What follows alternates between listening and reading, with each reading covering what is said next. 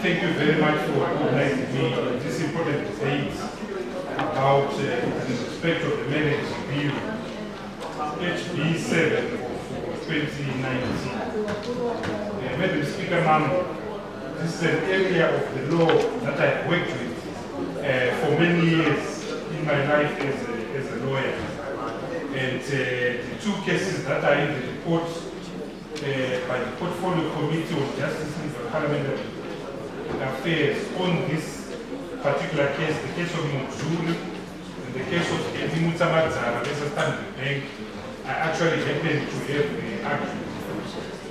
Madam Speaker, ma'am, the Constitution was passed in 2020. So this is the first attempt to harmonize our marriage laws to the Constitution of Zimbabwe. There are many provisions in the Constitution, Madam Speaker, ma'am, that speak to marriage, that speaks to women, and that speaks to children. This includes Section 81, this includes Section 84 of the Constitution of Zimbabwe. My respectful submission, Madam Speaker, ma'am, is that we need to harmonize all these laws. We need to consolidate all these laws in one bill. The present situation, Madam Speaker, ma'am, is that only lawyers or NGOs will be able to have the capacity of knowing what to look for and where to look for. And that is not good, Madam Speaker, ma'am. So we need one consolidated marriage and children's law that will deal with the following issues. Number one, the issue of marriage. Number two, the property regime of marriage. And it's something that I'm going to speak about. Number three, the rights of children. The rights of children. Number four, and very important, succession issues. What happens when a partner dies? What happens when a spouse dies? What happens when a husband dies? What happens when the wife dies? So I would submit, Madam Speaker, we need a complete and total harmonization of marriage. Madam Speaker, ma'am, a lot of members have spoken about the legitimization or protection of children to prevent child marriage. That is very commendable, Madam Speaker. My only regret, Madam Speaker, ma'am, is that the judgment and decision in the matter of Loveless Muzulu in the Tsokot, which outlawed child marriages, was handed down by the Constitutional Court, the current Chief Justice, when he was on the 16th of January 2016. We're now in 2020, Madam Speaker, ma'am. That means we've wasted 4 years in respect of which sugar daddies and other men have been marrying children for 4 years. My submission, Madam Speaker, is please, once the Constitutional Court has made a judgment that outlaws a certain piece of legislation, then the executive and parliament must act quickly to remedy what the Constitutional Court will have spoken.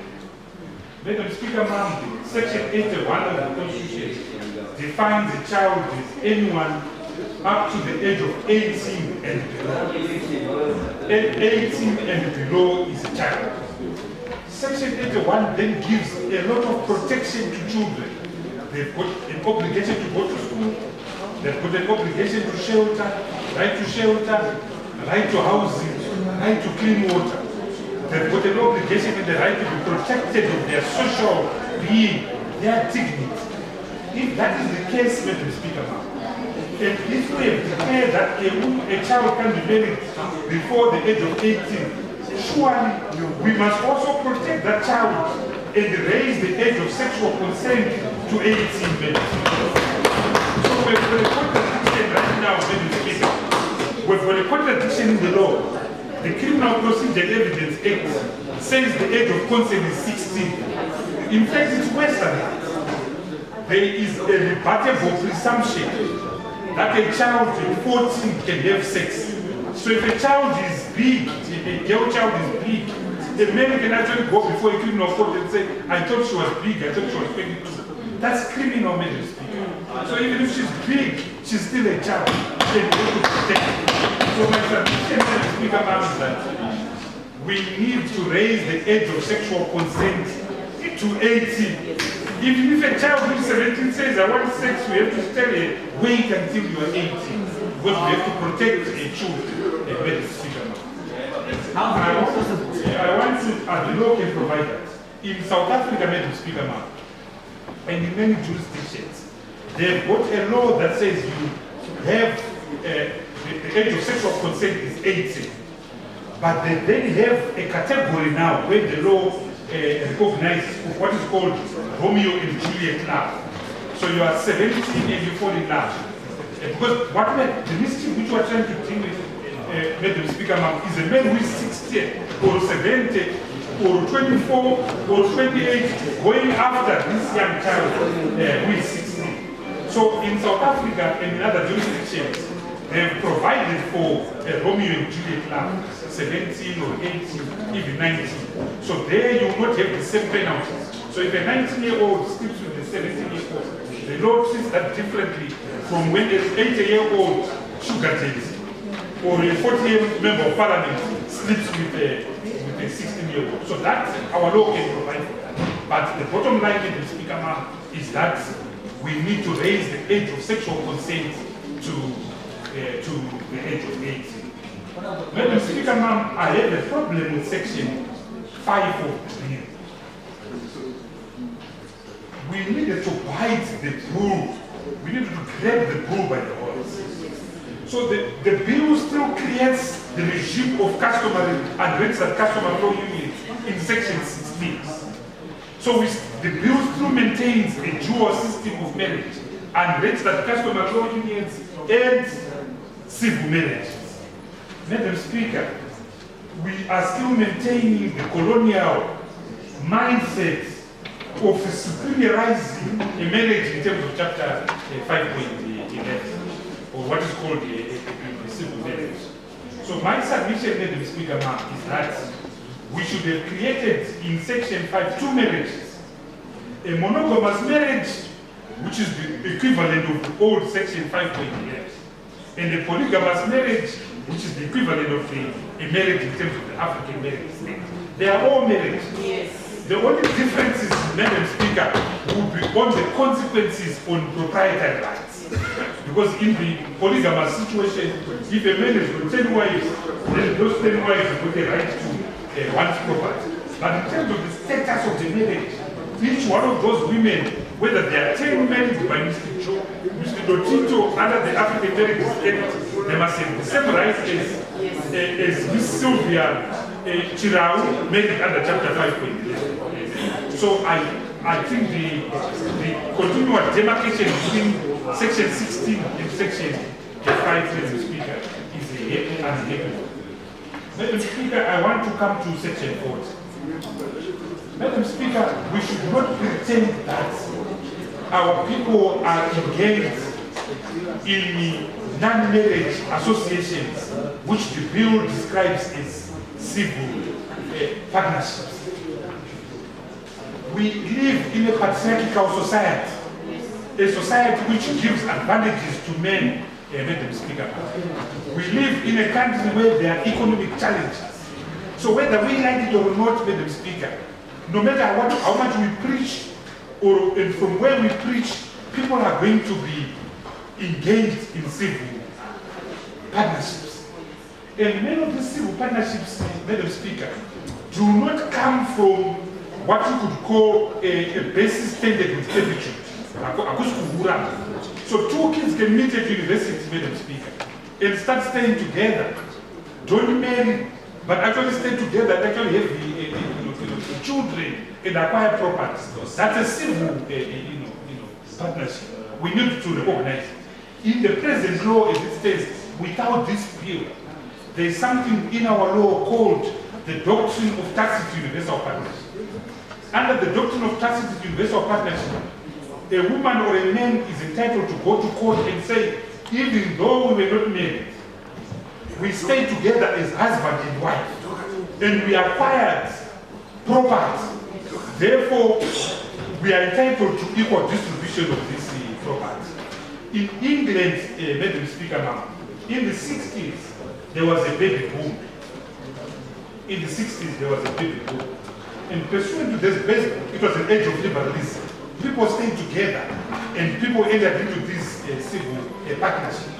But the problem with civil partnership, Madam Speaker, was after staying together for 20 years, the man would walk out now. And oftentimes because he has got more money. So in 1968, Madam Speaker, in a famous case called Petit versus Petit, P-I-T-I-T versus P-I-T-I-T, Lord Kenny came up with the concept of a constructive trust. Here we've got a tacit universal partnership. In England, they came up with the doctrine of constructive trust. So when a man and a woman, not in a marriage, stay together, they are deemed to be in a trust. So when that trust collapses, they must divide equally the proceeds from those children, property, and so on. So what Section 40 does, Madam Speaker, is to recognize whether we like it or not, achatogara nemwe munhu whether pane rudo kana kuti pane chipfambi, but munhu wenyama achatogara. Madam Speaker, if we don't recognize that people are going to stay together, there are going to be serious consequences, particularly against the woman. Because the woman will get into a relationship, give it all to the husband or to the man. And Madam Speaker, you know as a woman that women are more faithful than men. That Madam Speaker, by their very nature, women are more monogamous than men. By their very nature, men are polygamous. So for that reason, Madam Speaker, we need to protect women. We need to protect women. Therefore, foolishly or with love, if you go and stay with someone else's daughter, and you build a life with her, there must be matrimonial consequences. Even though you don't have the legal heading and legal label of a marriage, there has to be matrimonial consequences. So I disagree, Madam Speaker, with the recommendation of the report that we should scrap Section 40 in its entirety. With great respect, we shouldn't. What we should scrap, Madam Speaker, is Section 40, subsection 5. Section 40, subsection 5. It reads as follows. A civil partnership exists notwithstanding that one or both of the persons are legally married to someone else or are in another civil. This is what we should scrap, because we should still protect the sacrosanctity of the marriage. The Constitution protects that. The Constitution protects the sacrosanctity of the marriage. So if I am John Chibadura and I decide I meet Mary in Lotito, and we decide to have a civil partnership, Madam Speaker, we decide to have a marriage in terms of Chapter 5.11, the law should protect that institution. And that institution, notwithstanding that T'Challa Isika is an undertaking that I will never associate with another man or another union. For the good of this country and society, we should protect that society. So what we need to say, Madam Speaker, is to say there shall be a civil partnership, but the civil partnership does not apply where you have got a monogamous marriage. However, that doesn't mean, Madam Speaker, that doesn't mean that the victim, a woman who has been a victim of an errant husband who couldn't feed what his wife was feeding him, and he decided to leave her next door, the law should still say that woman now can go to court and make an application. In other words, there should still be proprietary consequences, but that should not affect the integrity of the monogamous civil union or civil marriages. I want to come, Madam Speaker, to the issue of property. Yes, Madam Speaker, I want to go to the most important thing, which is property. Madam Speaker, women are suffering from four situations. Four situations. The first one, as you know, Madam Speaker, women, only 26% of the women in Zimbabwe own immovable property. Only 26% of the women in Zimbabwe own immovable property. So it doesn't matter whether you stay in Borodale or you stay in Umisdale, the property invariably is registered in the name of the husband. In the case of Enimuta Madzara versus Stanbic Bank and others, Mrs. Madzara actually bought that house in Belgrade. She actually bought that house. But the house was registered in the name of her husband. Then the bank went and sold the house in execution. So, I move for extension for this time. I second. 10 minutes. 10 minutes. That's 10 minutes out. So, Madam Speaker, so that's the first situation. Husbands tend to own property because they work, they got a salary. So mortgages are registered in their name. When it comes to divorce, the woman is actually better off. Because a divorce, it doesn't matter whether your name is on the title deed or not. Most of our people don't suffer a divorce. They are now suffering during the duration of the marriage. Because husbands are selling houses behind their wives. Number two, husbands are getting into debt as in the Madzara case. So the law should be that, Madam Speaker. Number one, that all marriages in Zimbabwe are in community of property. We should therefore repeal, Madam Speaker. We should therefore repeal the 1929 Matrimonial Properties Act. And it's unconstitutional. The Matrimonial Properties Act is unconstitutional because it says what the husband owns belongs to the husband, what the wife owns belongs to the husband. But we've got a constitution, Madam Speaker, which says, including this bill, everything that happens in a marriage, the man and the woman are equal. So we need to make, Madam Speaker, we need to make all marriages to be in community of property. So it doesn't matter if I'm a husband, a good man, a good business, and my wife is a domestic engineer, she speaks at home, we own that property. Take together, taste it, Madam Speaker, without discrimination. The second area where people are suffering, Madam Speaker.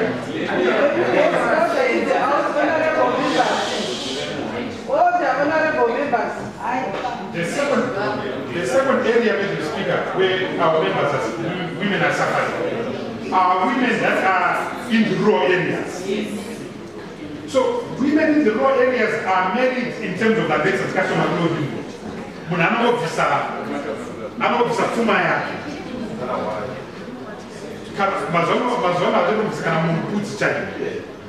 So what happens, Madam Speaker, in the rural areas, it has got an aunt, my mining stayed together with my bamtik for 25 years, Madam Speaker. Then my bamtik then found another woman, a younger woman from the same village, Kwamrewa West, Kwamazana village. My mining was chased away from that house with 4 pots and 4 to Mombeto mine. But she built that home, and it's a very nice home here, Madam Speaker. So we need a property regime, Madam Speaker, that says even for a rural home, let's value it and you give me my value. If you can't give me mine, you will take up Madam Speaker. This is happening in Malawi, Madam Speaker. The Malawi Supreme Court has accepted a judgment that says it doesn't matter that the woman is born into the husband's village. When it comes to distribution of matrimonial property, that rural home can be shared. So can I only move my move was a was my move Madam Speaker, we need to revisit. The third area, Madam Speaker, is the area of land reform. We have 2 judgments, Madam Speaker. that has confirmed that land given in respect of the land reform program does not belong to the husband or to the wife, it belongs to the state, therefore it cannot be subject of matrimonial distribution. But you know, Mr. Speaker, we've had the land reform for over 20 years. So what happens is the wife is married, oftentimes, the husband actually works in Harare or in Kobulawa. So it is the wife who builds that farm. Works so hard, buys center pivots, build barns for the tobacco farm. But when it comes to divorce, she's told this property can be distributed and she's chased away like a dog. And two judgments, Mr. Speaker, have confirmed this wrong position. The case of Chombo versus Chombo and the case of Chiwenga versus Chiwenga. That is wrong, Madam Speaker. You can distribute his rights. You know that all these township houses, they belong to the city council. But when there's a divorce, you can distribute the rights in that lease agreement. We need to distribute the offer rights. For these and other stories, visit our website www.263chat.com. Follow us on Twitter @263chat and like our Facebook page 263chat.